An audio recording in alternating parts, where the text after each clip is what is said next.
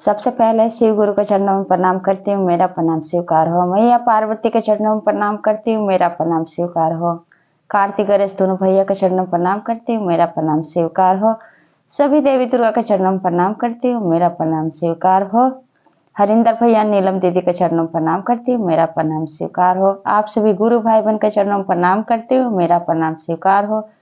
और महादेव से दया मांगती हूँ कि हे महादेव, जितने मेरे गुरु भाई बहन है सबका रुका हुआ काम बनाइए, सब पे दया कीजिए, पल पल दया कीजिए। आज मैं जो कथा सुनाने जा रही हूँ, शिव जी के राक्षसी बेटी की शिव चर्चा कथा सुनाने जा रही हूँ। कथा बहुत सुंदर है, शुरू से अंत तक सुनिएगा और कथा अच्छा लगे तो मेरे वीडियो को लाइक कीजिए। अगर आप लोग मेरे चैनल पर नए हैं तो चैनल को सब्सक्राइब कीजिए, घंटे के निशान को जरूर प्रेस कीजिए ताकि कोई भी कथा डाले आप लोगों के पास आसानी से पहुंच जाए और आप लोग रोज महादेव का नए नए चर्चा सुन सके, महादेव से जुड़ सके। दोस्तों में, रिश्तेदारों में शेयर कीजिए, कमेंट बॉक्स में हर महादेव जरूर लिखिए। भगवान का नाम बोलने से, लिखने सुनने से सारी कष्ट, सारी परेशानियां दूर होती है।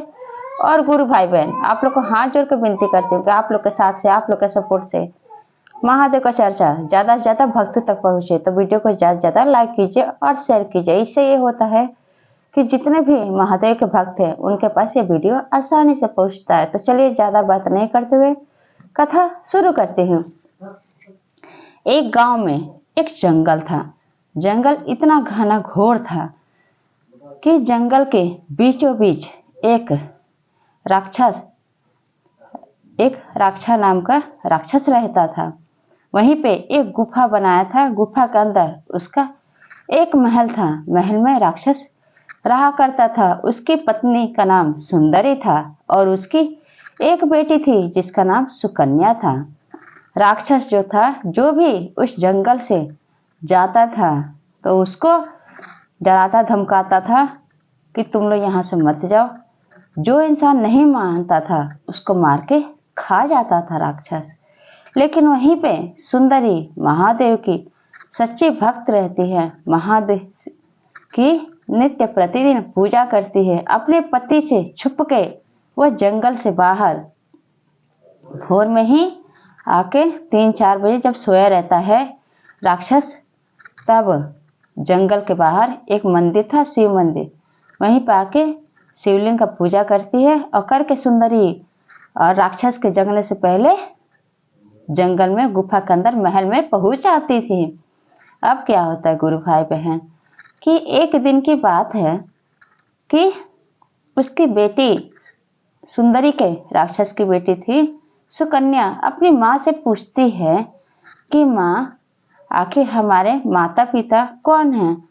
तब कहती हैं सुंदरी, अपनी बेटी सुकन्या को समझाती है कि अगर कोई भी संकट होता है, कोई भी दिक्कत होता है, कोई मुसीबत होता है, बेटी तुम हमेशा शिव गुरु को याद करना, महादेव को याद करना। महादेव हमारे पिता ही नहीं, हमारी माँ भी महादेवी हैं।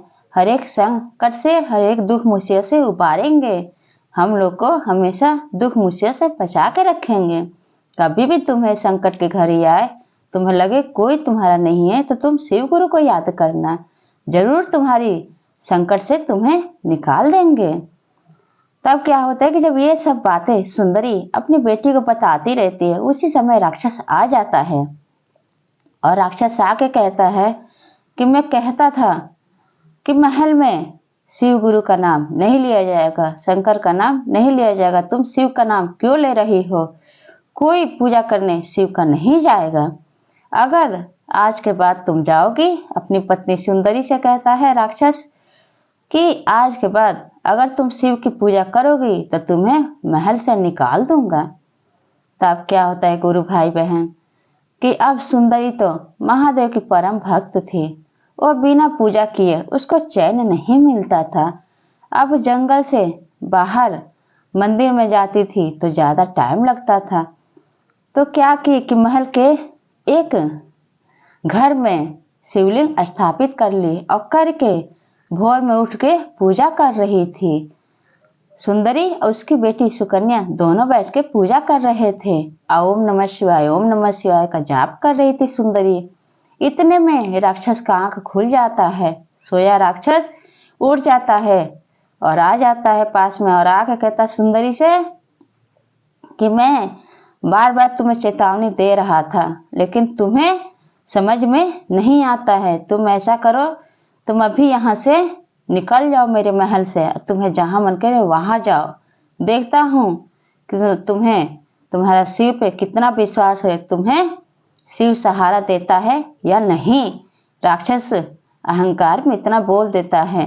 कितना भी सुंदरी हाथ जोड़ कर रोती रहती है, कहती है कि मैं जाऊंगी यहाँ से, राक्षस से, लेकिन स्वामी मैं अपनी बेटी सुकन्या को लेकर जाऊं, क्योंकि सुकन्या बहुत छोटी रहती है। तो कहती है कि मैं अपनी बेटी सुकन्या को लेकर जाऊंगी, मैं अपनी बेटी को आपके पास नहीं छोड़ूंगी, नहीं तो ये भी गलत रास्ते पे चली जाएगी, ये भी राक्षस बन जाएगी, मैं इसको नहीं छोड़ूंगी। लेकिन राक्षस कहता है कि नहीं, सुकन्या मेरी बेटी है, मेरा खून है, जो मैं सिखाऊंगा वही सीखेगी। तुम मेरे महल से अभी शीघ्र के शीघ्र निकल जाओ, रुकना नहीं। रोती बिलखती माँ सुंदरी चली जाती है महल से। रास्ते में महादेव का नाम का नमन करते हुए जाती रहती है।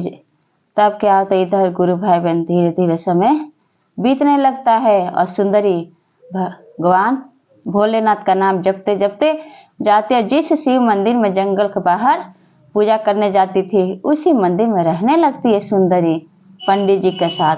अब इधर क्या होता है, कब सुंदरी बताई थी अपनी बेटी सुकन्या को, कभी संकट की घड़ी आए तो तुम महादेव का नित्य प्रतिदिन पूजा किया करना और महादेव से दया मांगना। अगर तुम नमन करोगी महादेव को तो हर एक दुख मुसीबत के समय में तुम्हारा साथ जरूर देंगे, क्योंकि महादेव हमारे माता पिता हैं। अब क्या होता है गुरु भाई बहन, कि जिस तरह से कहते हैं कि जो माँ करती है वो बेटी जरूर सीखती है। अपनी माँ सुंदरी का पूजा पाठ करते हुए सुकन्या देखती थी कि मेरी माँ हमेशा शिव की पूजा करती है। उसी महल में शिवलिंग स्थापित तो उसकी माँ एक रूम में कर ही रखी थी। अब सुकन्या क्या करती, रोज नित्य प्रतिदिन 3 बजे भोर में उठ जाती, देखती कि उसके पिताजी सोए हुए हैं राक्षस। सुबह उठ के भोर में 3 बजे नहा धो के पूजा करके और महादेव से बस एक ही दया मांगती थी कि हे महादेव, मेरी माँ आपकी नित्य प्रतिदिन पूजा आराधना की है और आज हमसे दूर हो गई है। हे महादेव, आप ऐसा कीजिए, मेरी माँ मेरे पास लौट के वापस आ जाए। आप दया कीजिए, आज मेरी माँ की बहुत याद आ रही है। आप ही मेरे गुरु हैं, आप ही मेरे माता पिता हैं, मेरी माँ को ला दीजिए भोलेनाथ। ऐसा सुकन्या महादेव से कहती रहती है। इतने में क्या होता है गुरु भाई बहन, कि अब वो राक्षस आ जाता है। जब आता है तो क्या कहता है सुकन्या से कि तुम और तुम्हारी माँ के दिमाग में बस एक ही बात घुसा है, शिव शिव शिव शिव। तुम्हारे पिता मैं हूँ, तुम मेरी पुत्री हो, तुम शिव का नाम क्यों ले रही हो, शिव तुम्हारे माता पिता नहीं है।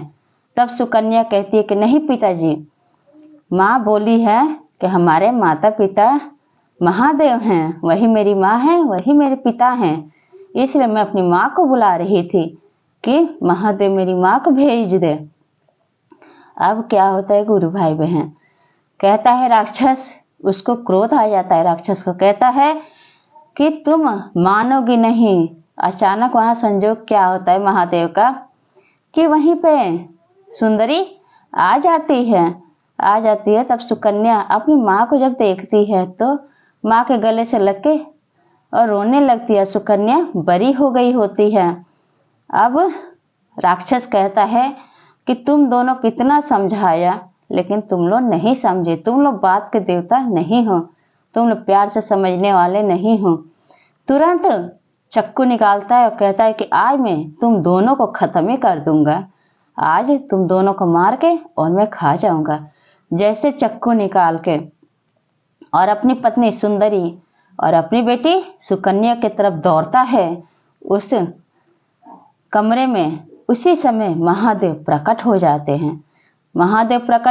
हैं और महादेव और राक्षस के बीच खूब घना घोर लड़ाई होता है। घना घोर लड़ाई होते होते महादेव का तीसरा आंख खुल जाता है और राक्षस जल के भस्म हो जाता है।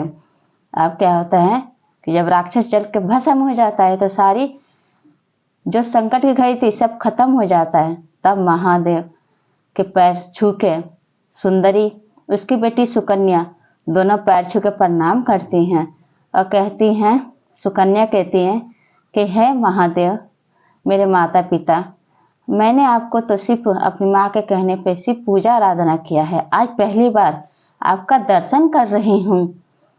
कहते हैं महादेव कि पुत्री सुकन्या, आज के बाद तुम दोनों पे सारा संकट खत्म हो गया। मुझे इस राक्षस का नाश करना ही था, इसको खत्म करना ही था, नहीं तुम माँ बेटी को दोनों को चैन से नहीं रहने देता था। सुकन्या से कहते हैं महादेव कि बेटी, तुम जब भी मुझे याद करोगे तब मैं हमेशा सदैव तुम्हारे साथ रहूंगा, तुम माँ बेटी के साथ हमेशा रहूंगा, तुम दोनों पे कभी कोई मुसीबत नहीं आएगी। अब सारा मुसीबत टल गई है, अब तुम लोग चैन से और खुशी से रह सकते हो। अब इतना बात बोल के महादेव वहां से चले जाते हैं और सुंदरी और उसकी बेटी सुकन्या खुशी खुशी से उस महल में रहने लगते हैं। महादेव का पूजा पाठ आराधना सब करने लगते हैं। महादेव सुंदरी उसकी बेटी सुकन्या का जब भी जरूरत पड़ता है हमेशा उनकी रक्षा करते हैं, हमेशा उनका साथ देते हैं। तो गुरु भाई बहन, सच्ची अगर श्रद्धा हो और सच्ची भक्ति हो तो भगवान भी जरूर संकट की घड़ी में साथ देते हैं, सहारा बनते हैं। तो ये चर्चा आप लोग कैसा लगा कमेंट बॉक्स में बताइए। सब बोले हर हर महादेव, माता पार्वती की जय।